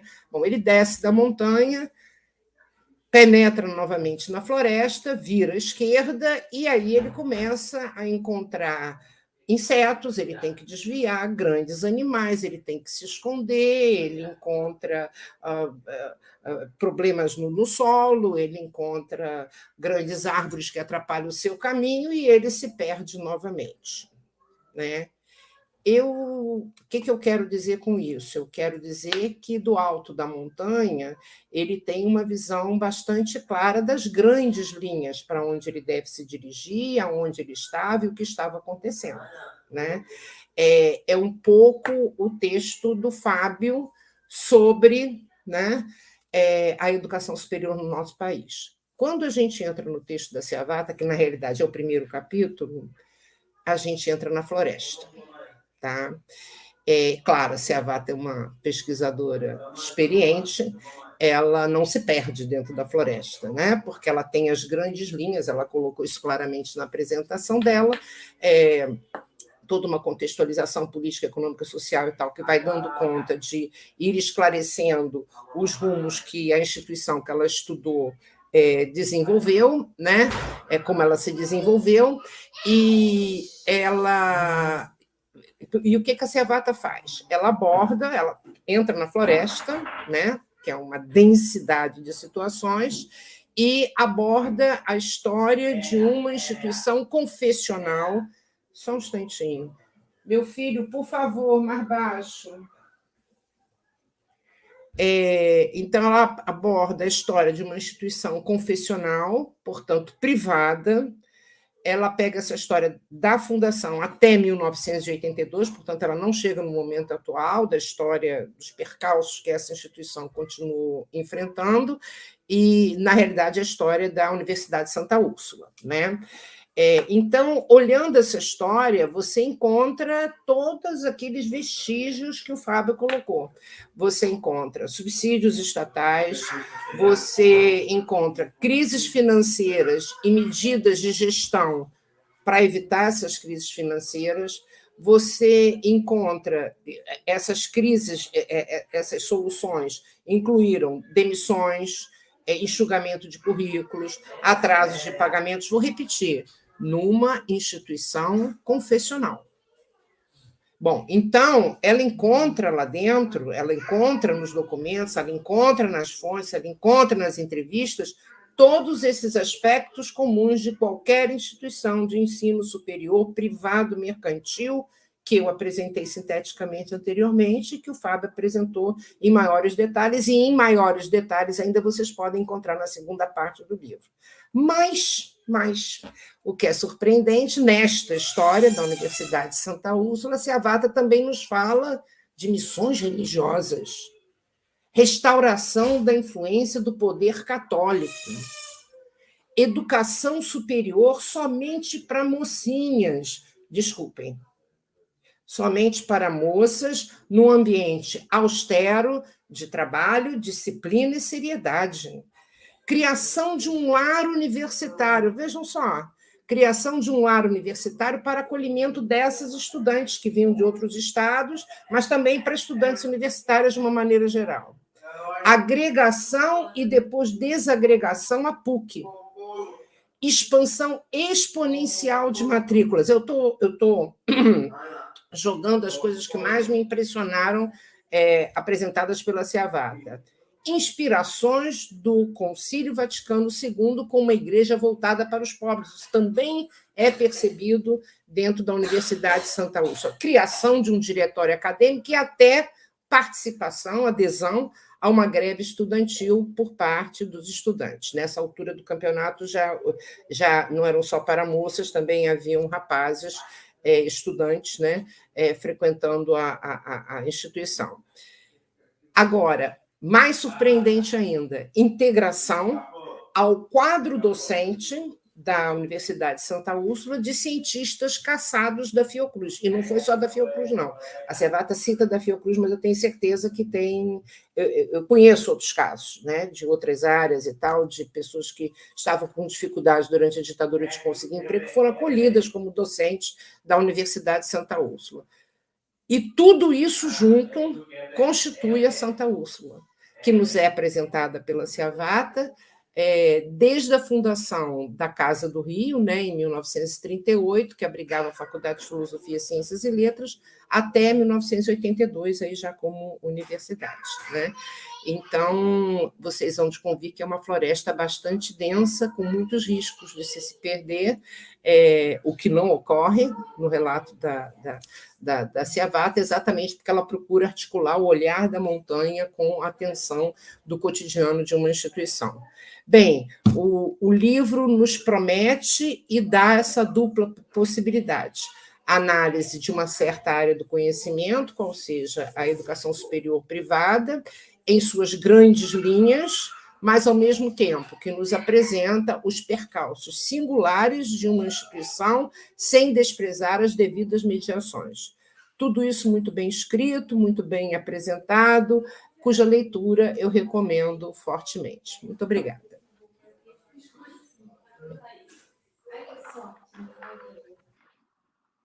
Obrigada, professora Deise, né, e pelos comentários.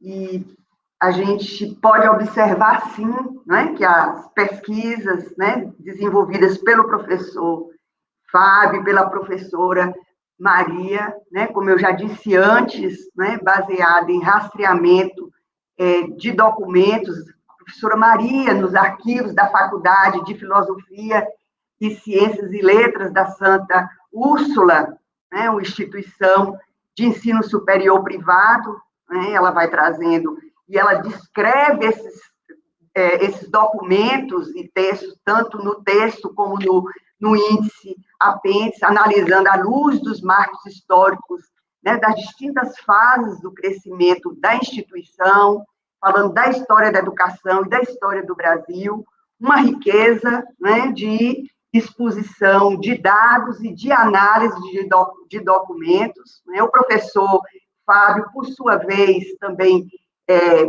contribui, como já diz no texto, né, para desvendar essa visão idealista, né, da memória do ensino superior na Faculdade de Filosofia, Ciências e Letras, né, no ensino e no ensino privado em geral, né, nos processos de desenvolvimento econômico, na ditadura, da expansão do ensino superior privado no Brasil, e falando da mercantilização do ensino superior.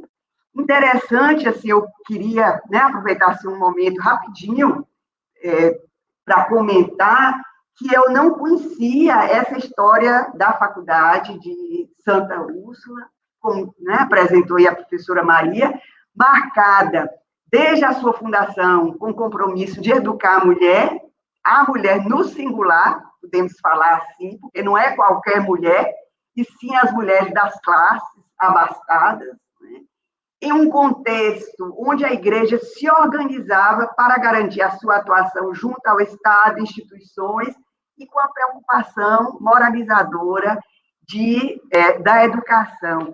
E mais interessante que eu achei assim, no livro e também aí na apresentação da professora Maria, é quando ela vai destacando o papel do professor, né, do Fernando Azevedo, tão conhecido nosso, né, dali quem estudioso da área da história da educação, que ele vai destacando a família, a sua relação com a escola e a escola particular como alternativa para os problemas educacionais que o papel enfrentava nos anos 20. Quer dizer, olha como a história, né, vai mostrando para a gente o que seria o ensino superior privado.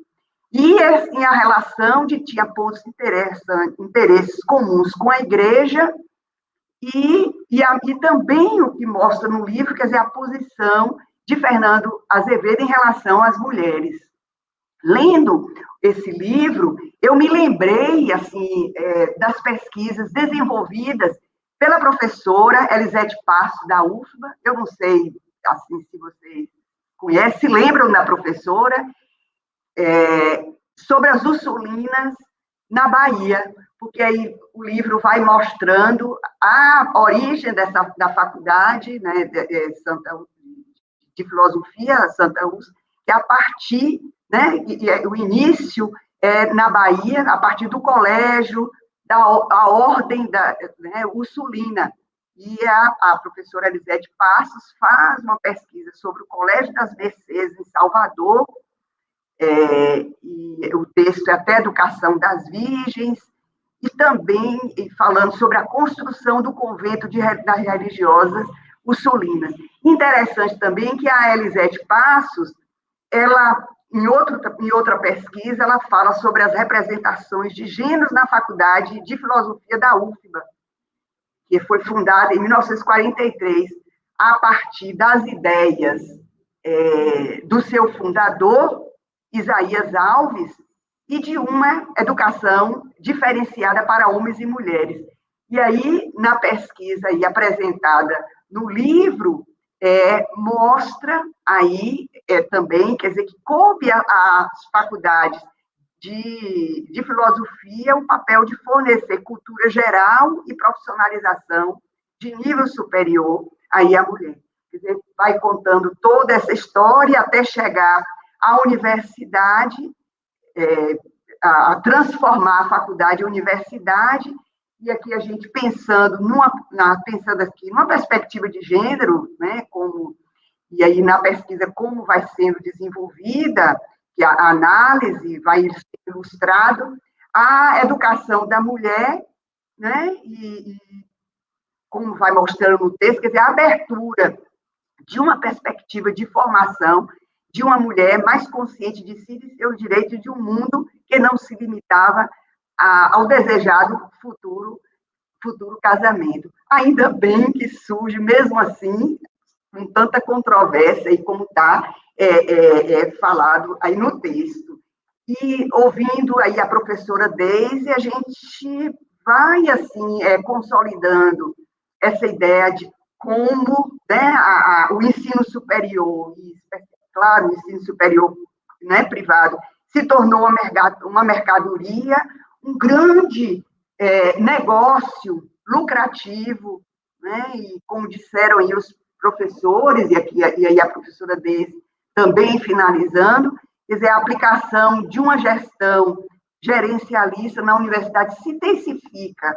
E aí o trabalho do professor Fábio fala, quer dizer, o documento, a partir do documento do Banco Mundial, e os ataques às universidades públicas, e como ele vai mostrando, né, toda a sua análise que é feita na revista Estudos e na revista Educação e Sociedade.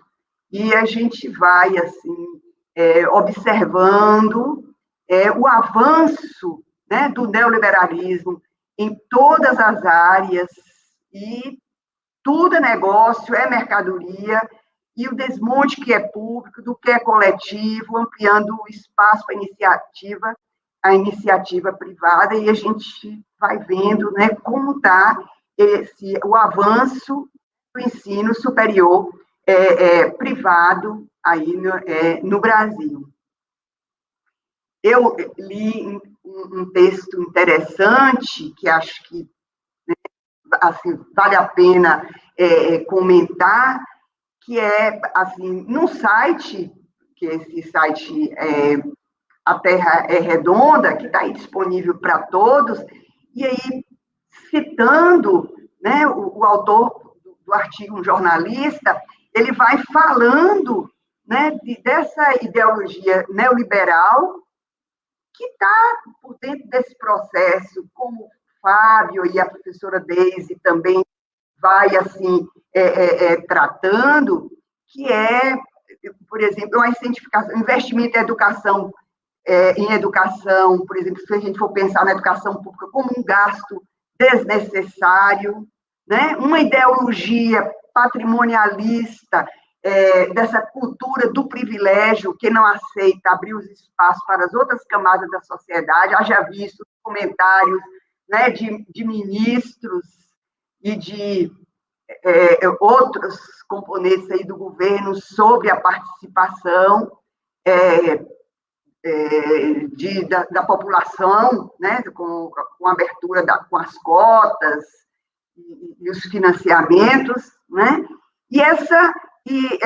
O autor fala também de uma ideologia neofascista, né, que já como vocês aí, a professora Deise e o professor Fábio vai estar falando, que exercer uma barbárie nua e crua como política de Estado, tendo a universidade como seu principal bode expiatório. E a gente tem sentido isso de maneira muito forte, esse desmonte da universidade pública, e como o trabalho do professor Fábio e a professora Maria, e os comentários da professora Deise vai mostrando para a gente, essa expansão, né, do ensino superior privado.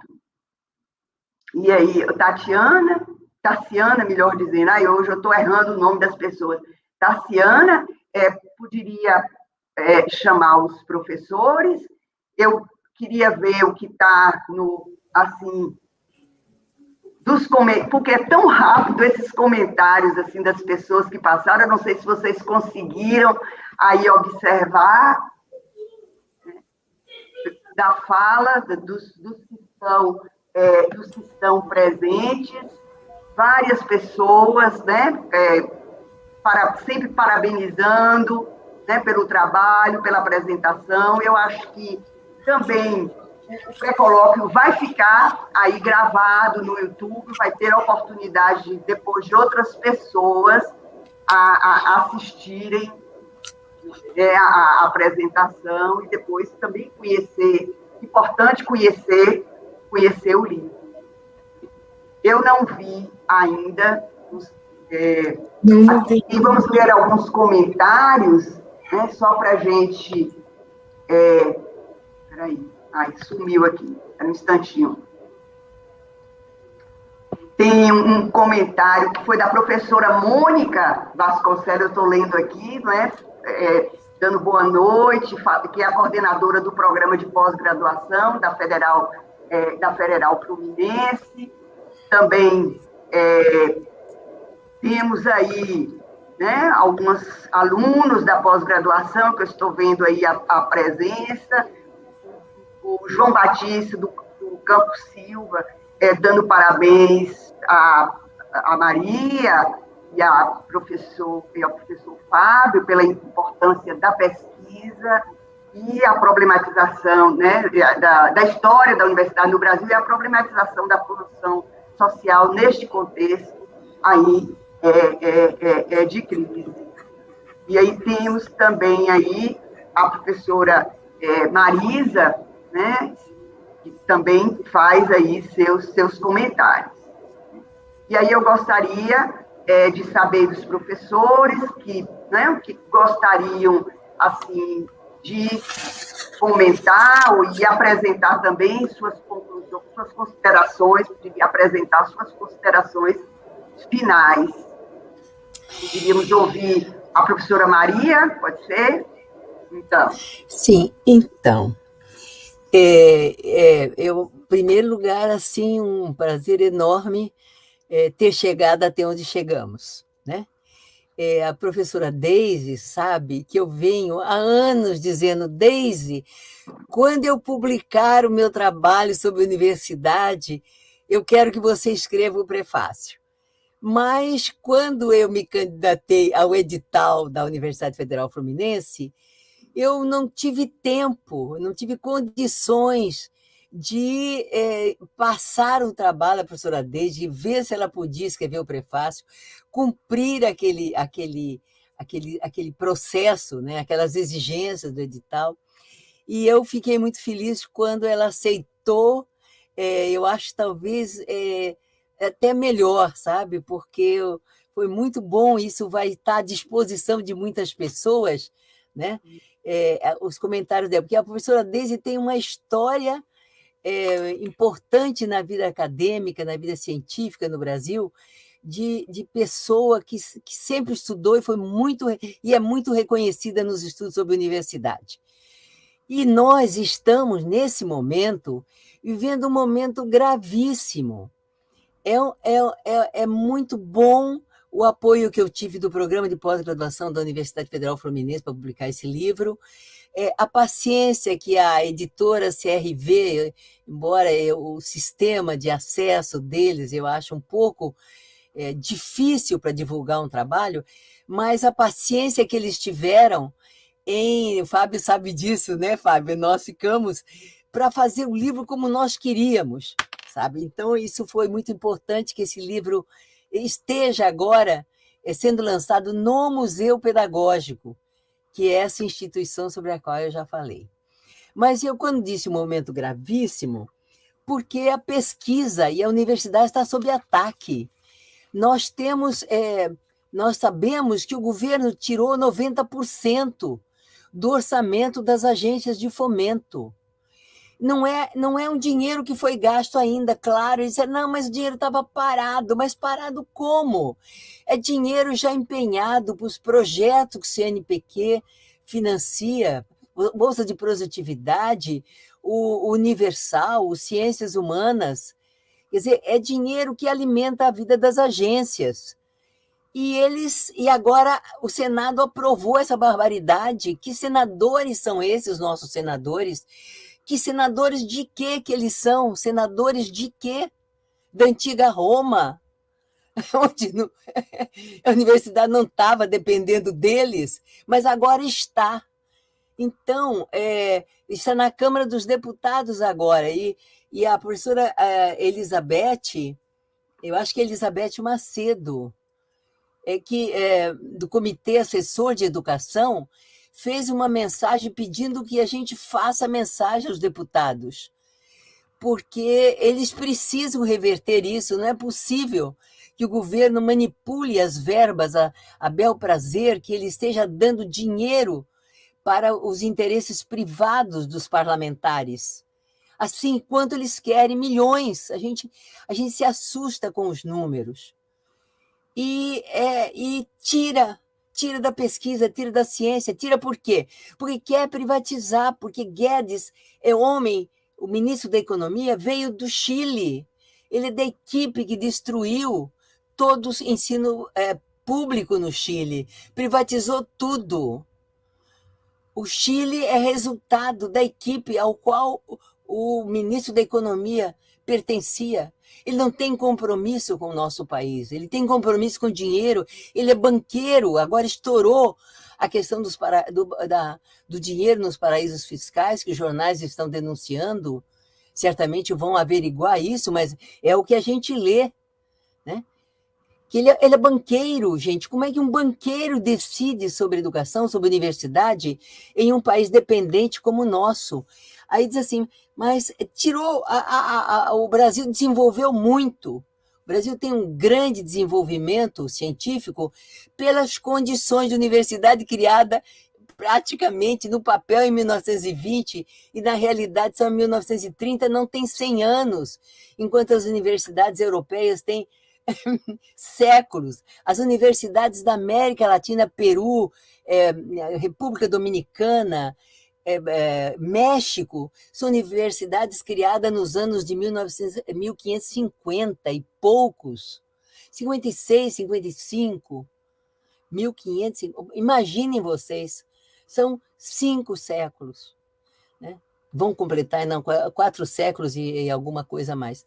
Então, o que nós produzimos, um Butantan, uma Fiocruz, uma USP, uma UERJ, com o sentido social de cotas, que a UERJ é inovadora em cotas. Eu me lembro quando a UERJ começou a dispor dinheiro para ajudar os alunos não só entrarem pelas cotas, mas permanecerem na universidade, apoio assistencial para transporte, para alimentação, para os estudantes. Então, nós temos grandes universidades, temos uma USP, fora as universidades paulistas, que tem um orçamento diferenciado, mas as federais, elas sobrevivem com muita dificuldade. Nós já tivemos, na UF, nós já tivemos elevador parado, telefone cortado, por falta de dinheiro, porque o dinheiro não foi liberado, não sei em que circunstâncias. Então, aí eu vou para a última questão, que eu estou me alongando, mas é que eu fico bastante mobilizada com isso. Eu agradeço a presença da Mônica Vasconcelos, a minha vice-coordenadora, mas que atua como uma coordenadora do nosso programa, a presença e a oportunidade. E eu faria assim, uma última consideração. Nós, professores, nós semeamos no horizonte. Horizonte é aquele ponto que você vê, mas que você nunca chega a ele. E os nossos estudantes recebem os nossos contatos, as nossas aulas, os nossos conhecimentos, nos ajudam a pensar e depois vão fazer a própria vida. Alguns ficam, a gente fica feliz quando voltam, mas muitos desaparecem. Você nunca mais sabe, mas sabe que eles passaram por você, você lembra o que eles deixaram, o que eles deram, as lembranças boas que eles deixaram, as dificuldades também que eles deixam para a gente, né? Mas faz parte da nossa profissão, né? Então, se nós olharmos para o Brasil hoje, um golpe hoje nunca seria igual a 64, porque em 64 não havia esse panorama científico-acadêmico que nós temos hoje. Não havia as universidades, não havia a pós-graduação que nós temos hoje. As pessoas faziam a pós-graduação no exterior. Havia algumas pós-graduação na física, Sociedade Brasileira de Física, Química, nas ciências mais tradicionais, mas que já tem uma outra história de inserção na sociedade, né? Mas as ciências humanas e sociais, o pessoal ia estudar nos Estados Unidos, estudar na França. E agora até a educação, porque a educação para muitos ainda nem é ciência, para nós mas para muitos que querem desprestigiar a educação, como toda educação, não só a superior, toda educação é desprestigiada a rigor no projeto das elites nesse país, né? Então, nós temos hoje conhecimento. Você citou esse site A Terra é Redonda. Claro, nós não somos terraplanistas, nós não somos negacionistas, nós criticamos o negacionismo, nós falamos com os nossos alunos sobre isso, né? Então, nós estamos plantando no horizonte. E um pequeno livro como esse, ele é uma semente, ele é um pouco da história que não pode ser perdida do país, né? O trabalho que cada um de nós publicou, o trabalho todo, a tese toda do Fábio, que é uma beleza de tese, o trabalho anos a fio da Deise, eu atualmente estou mais na área de trabalho e educação, né, nas pesquisas sobre ensino profissional e sobre a pesquisa histórica na área de ensino profissional, de educação e trabalho, né? Mas a história está vinculada à minha vida agora. E eu comecei nesse trabalho, na Santa Úrsula.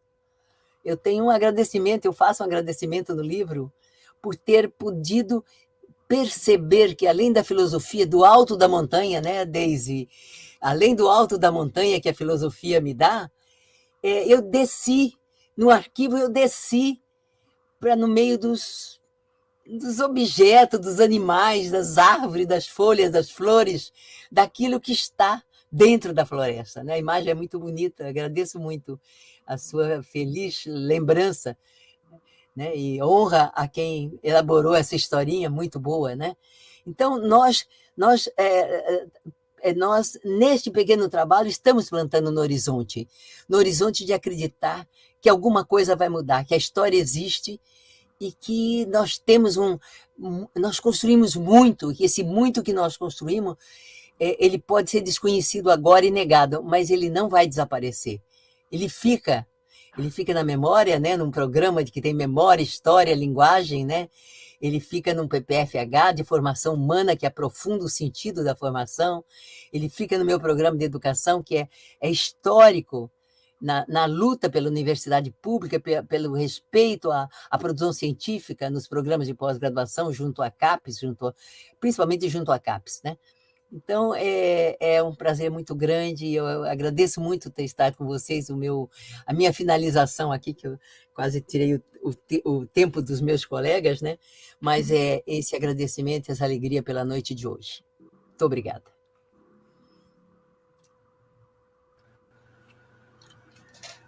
Eu gostaria também de tecer alguns comentários, sobretudo a questão do próprio tema do colóquio, não é? Que é ciência, educação e lutas de classe, desafios e perspectivas de resistência. Acho que todo o nosso debate hoje, né, nesta noite, ele circula, né, circunda esse tema, não é? A questão da ciência, da educação. Quando discutimos o ensino superior privado, porque não entramos nesse terreno, né, das lutas de classe, e demonstrar acho que a perspectiva da resistência, né? Como os rumos da universidade pública, como estamos sendo atacados, como a universidade pública está sendo vilipendiada e as formas de resistência, né? Como nós estamos nos organizando para esse enfrentamento. Então, eu penso que, de fato, essas questões que tive aí o prazer, né, de compartilhar com as colegas são elementos fundamentais para pensarmos a universidade como um todo, independente da esfera em que ela se encontra, mas o ensino superior de uma maneira geral.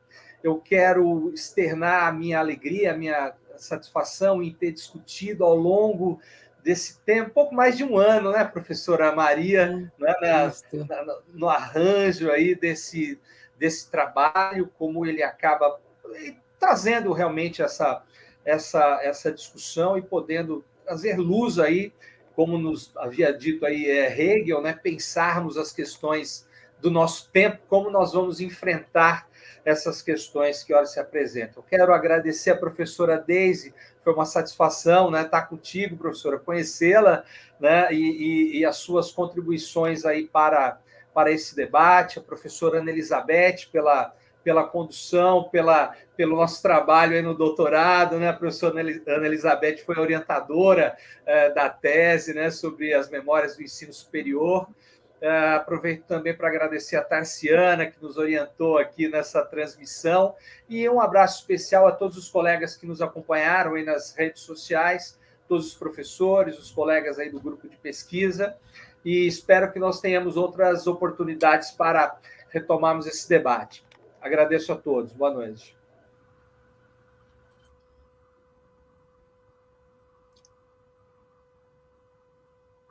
Professora Deise, quer fazer Sim, rapidamente. Nós levantamos aqui muitos problemas, né?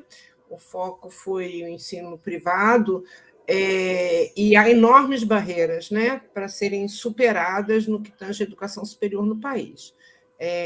Eu diria que o primeiro desses desafios refere-se a uma aliança incondicional, desculpem, com a população brasileira, no sentido de enfrentar e superar esse momento terrível da nossa história, apoiando iniciativas que possam atenuar o sofrimento, o desemprego e a morte de milhares de brasileiros. O centro dessa aliança, eu tenho clareza disso, deve ser a luta política de responsabilização direta do governo Bolsonaro pela tragédia que o país atravessa, pois, ao longo de todo esse processo, esse governo menosprezou a severidade da crise, né, particularmente da crise sanitária, apesar das evidências esmagadoras de seu perigo. E, assim, para concluir, eu acho também que esse cenário dramático, né, de crise econômica, social, política e sanitária exige-nos um questionamento da própria forma como a sociedade se encontra organizada e agir para transformá-la. É nosso papel. A brutalidade em que vivemos tem que ser estancada. O que significa assumir o compromisso, né, assim, de desafiar e fazer uma crítica radical ao ultraneoliberalismo, ao neofascismo, né, como a Ana Elizabeth citou, mas acompanhada também de uma crítica ao capitalismo. Não é só o neoliberalismo e o fascismo, uma crítica ao capitalismo em prol de uma sociedade baseada em princípios que promovam a justiça social e a igualdade de oportunidades para todos e todas. É isso. Muito obrigada. Professora Deise, tem até uma questão aí, um comentário aí, olha bem, e aí fazendo uma questão para você, aí, não sei se você fique à vontade aí para comentar. Porque eu tentei colocar de algum modo, né? O Francisco aqui sintetiza os rumos da pesquisa sobre política poderá prioritariamente tratar. Eu não falei assim especificamente da universidade, mas no que tange a educação superior, acho que o principal desafio hoje é defender as instituições públicas, tanto dos ataques destrutivos, que passam pelos cortes de verbas e ameaças de censura, como das iniciativas para dominá-las por dentro através da nomeação de dirigentes afinados com a pauta bolsonarista, ou ainda impedindo a implantação de programas que lhes tolham a autonomia, como é o caso do Futurice, do Reúne Digital. Não se trata de impedir o pluralismo das ideias, pois esse é o oxigênio da universidade, né, da educação, mas da resistência contra um projeto que, no limite, poderá levar à destruição das instituições. É grave o momento que a gente está vivendo.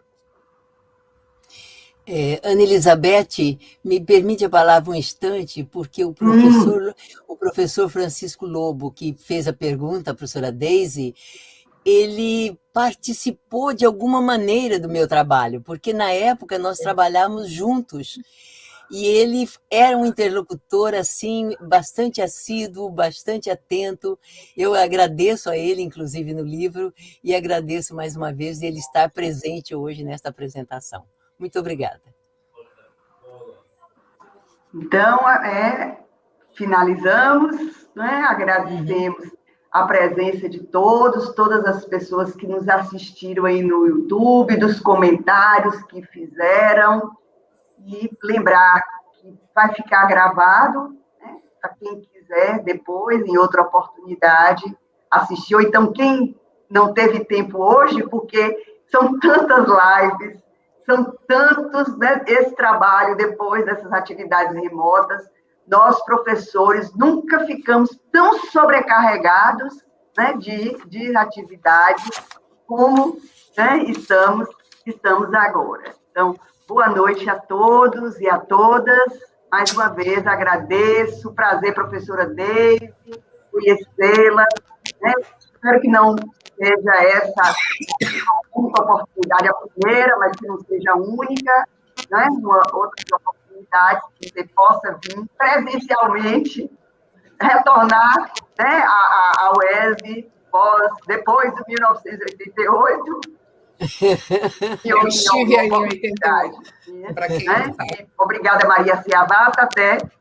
Aí, quem sabe vamos ver se a gente se encontra no colóquio, né, ou eu sei das pesquisas que você está desenvolvendo aí com a professora Lídia. Fábio, um abraço, né? E a gente está sempre conversando, tudo de bom, muita saúde aí para todos. Abraço. Obrigada. Um abraço, saúde. Tchau. Boa noite.